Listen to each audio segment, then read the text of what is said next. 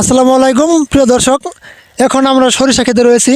তো এখন আমাদের সরিষা খেতে যে দেখতে পাচ্ছেন তিনি হচ্ছে ডক্টর বেকুব আলী। তিনি কিন্তু ওই সরিষা ফুল নিয়ে বিস্তর গবেষণা করেছেন। আচ্ছা ডক্টর বেকুব আলী, আপনার কাছে আমি সরিষা ক্ষেত সম্বন্ধে জানতে চাই। সেজন্য প্রথমে আপনাকে একটা প্রশ্ন করছি যে সরিষা ফুলের রং হলুদ কেন হয়?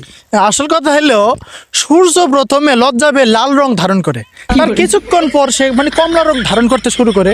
একটা সময় গিয়ে এই কমলা রং থেকে সে হলুদ রং হয়। তারপরে এই সরিষা ফুল সূর্যকে বলে, ও ভাই তোমার হলুদ রংটা আমাকে দিয়ে দাও, কারণ এই রংটা আমার খুবই পছন্দ হয়েছে। ধন্যবাদ। ধন্যবাদ।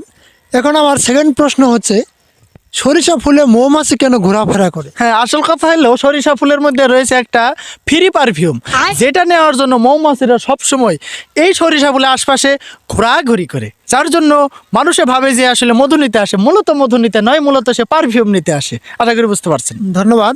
এখন আমার তৃতীয় প্রশ্ন হচ্ছে, সরিষা ক্ষেতে মানুষজন আসলে কেন হঠাৎ করে ফটোগ্রাফার হয়ে যায়? মূল কথা হচ্ছে সরিষা ফুলে রয়েছে অটো ফটোজেনিক ফিল্ড ইফেক্ট, সংক্ষেপে বলা হয় APFE। এই ইফেক্টের কারণে মানুষ ক্যামেরাটা এরকম করে ধরলেই মোবাইল নিজেই ডাক দিয়ে বলে, ও ভাই একটা ছবি তুলতেই হবে বস। আশা করি বুঝতে পারছেন। ধন্যবাদ, অনেক গুরুত্বপূর্ণ ইনফরমেশন পেলাম। তো আমার এখন সর্বশেষ প্রশ্ন হচ্ছে, একজন মানুষ সরিষা খেতে আসলে তার কতক্ষণ পর্যন্ত মনটা ভালো থাকে? মূল কথা হচ্ছে যে সরিষা ফুলের এই যতক্ষণ পর্যন্ত গন্ধটা থাকে ততক্ষণ পর্যন্ত মনটা ভালো থাকে। আমি একটা উদাহরণ দিয়ে বোঝাইতে পারি, যেমন হলো ওয়াইফাই, যতক্ষণ পর্যন্ত রাউটারের নেটটা পায় ততক্ষণ পর্যন্ত সবাই ইউজ করতে পারে। নেট কানেকশন চলে গেলে, রাউটার রেঞ্জের বাইরে চলে গেলে মানুষ আর ফোন টিপতে পারে না। ঠিক এই সরিষা ফুলের গন্ধটা যতক্ষণ পর্যন্ত মানুষের নাকে থাকে ততক্ষণ পর্যন্ত মানুষ তার মনটা ভালো থাকে। আশা করি বুঝতে পেরেছেন।